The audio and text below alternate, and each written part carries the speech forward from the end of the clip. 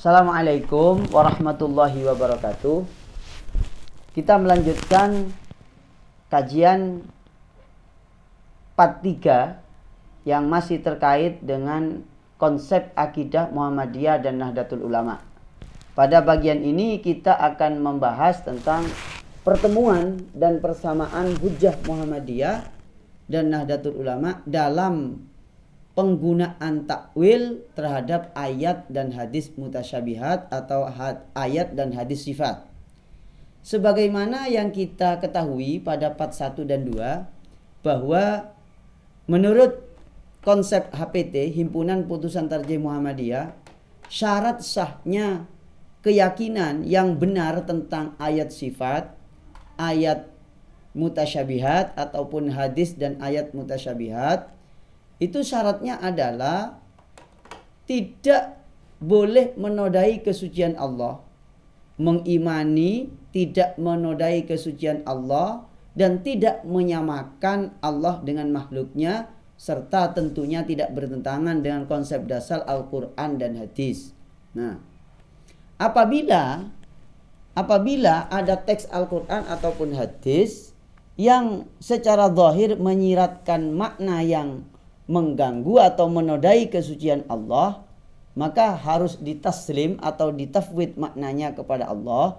Cukup mengimani, cukup membacanya, dan tidak mencari-cari maknanya atau mentakwilnya.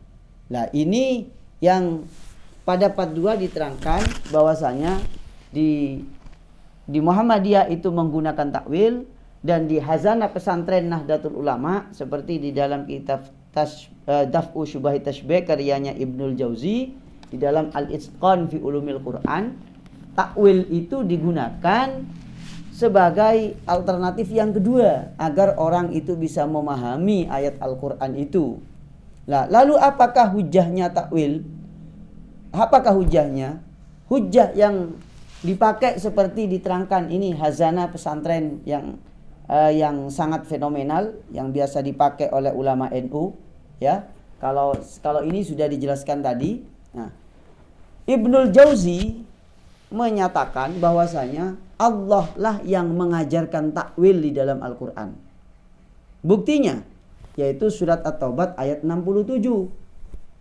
Allah Subhanahu wa taala berfirman, "Nasullaha fanasiyahum." Mereka orang-orang munafik melupakan Allah, maka Allah melupakan mereka. Lalu di dalam surah As-Sajdah ayat 4, "Inna nasinakum." Sesungguhnya kami melupakan kalian. Kami melupakan kalian. Fabihadhil ayat la nusbitu lillahi sifatan nisyan wa in warada lafdun nisyan fil Qur'anil Karim wa la yajuzu lana an naqula inna lillahi nisyanan walakinnahu laisa kanisyanina. Jadi dengan ayat tadi, surah At-Taubah ayat 67, As-Sajdah ayat 4, kita tidak bisa menetapkan bagi Allah sifat lupa. Tidak bisa kita menetapkan sifat lupa untuk Allah Subhanahu wa taala walaupun disebutkan secara tekstual kata nasia di dalam Al-Qur'an itu. Kita tidak boleh menetapkan seperti itu, dan tidak boleh kita mengatakan Allah itu punya sifat lupa. Akan tetapi tidak seperti lupanya kita. Ya Allah berarti tetap lupa itu. Berarti Allah tetap punya sifat lupa. Kalau kita katakan tidak seperti lupanya kita, berarti tetap punya sifat lupa. Wadzalika, kenapa kok tidak boleh? Li'annallaha, dan tidak masuk akal juga ya. Li'annallaha azza wa jalla qala wa ma kana rabbuka nasiya.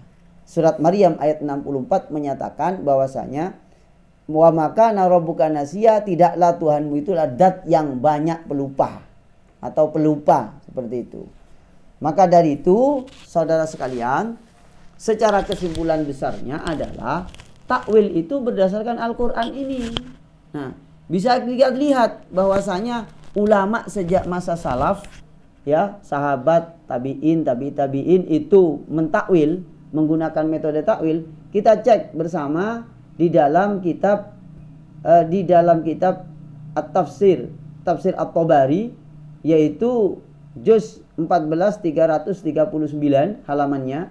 Wa amma qauluhu nasullaha fanasiyahum fa inna ma'nahu tarakullaha ayyuti'uhu wa yattabi'u amrahu fatarakahumullahu min taufiqihi wa hidayatihi wa rahmatihi. Maksudnya nasullah fa nasiyahum, Allah merupakan mereka itu, maksudnya adalah Allah meninggalkan mereka orang munafik, tidak memberikan taufik pertolongan, tidak memberi hidayah, dan tidak memberi rahmat.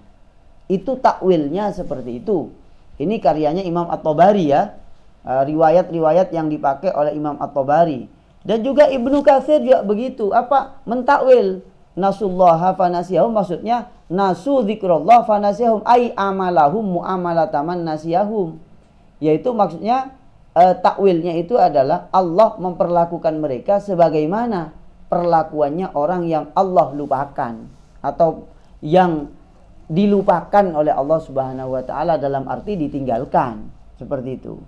Nah, oleh karenanya katanya di dalam hazanah pesantren yang sangat fenomenal ini, dalam hal ayat mutasyabihat ini harus kita nyatakan bahwasanya Allah itu maha mendengar, Allah itu maha melihat. Tapi mendengarnya Allah maha mendengar, tidak seperti kita mendengar. Seperti itu. Tidak seperti kita mendengar. Nah, oleh karenanya kemudian menurut Ibnul Jauzi, summa nunazzihuhu an alatis sam'i wa hiya al-udhun. Jadi kalau Allah itu dikatakan misalnya Allah maha mendengar, berarti Allah itu maha mendengar tidak seperti mendengarnya kita. Yaitu kemudian kita mensucikan Allah bahwa Allah mendengar itu bebas dari alat pendengaran, yaitu telinga. Dan tidak usah kita gambar-gambarkan, cari-cari makna yang hakikat yang sesungguhnya. Karena apa? Kita cukup menafsirkan, menakwil saja sesuai dengan kesucian Allah Subhanahu wa taala berdasarkan Al-Qur'an, laisa kamitslihi syai'un wa huwas samiul basir. Nah, yang kedua, dalil yang kedua dalam mentakwil itu karena Nabi mengajarkan takwil. Di mana Rasulullah sallallahu alaihi wasallam itu ketika ada di rumahnya Maimunah, bahwasanya Ibnu Abbas menyediakan air wudu. Ketika ada air wudu itu tersedia, Nabi bertanya, siapa yang meletakkan air wudu ini? Maimunah menjawab, Abdullah bin Abbas. Lalu Nabi bersabda, Allahumma faqihu fid din wa 'allimhu at-ta'wil. Ya Allah, ajarkan kepada Ibnu Abbas kefiqihan di dalam agama dan ajarkan takwil kepadanya. Berarti Nabi itu mengajarkan takwil. Maka sangat salah katanya Ibnul Jauzi.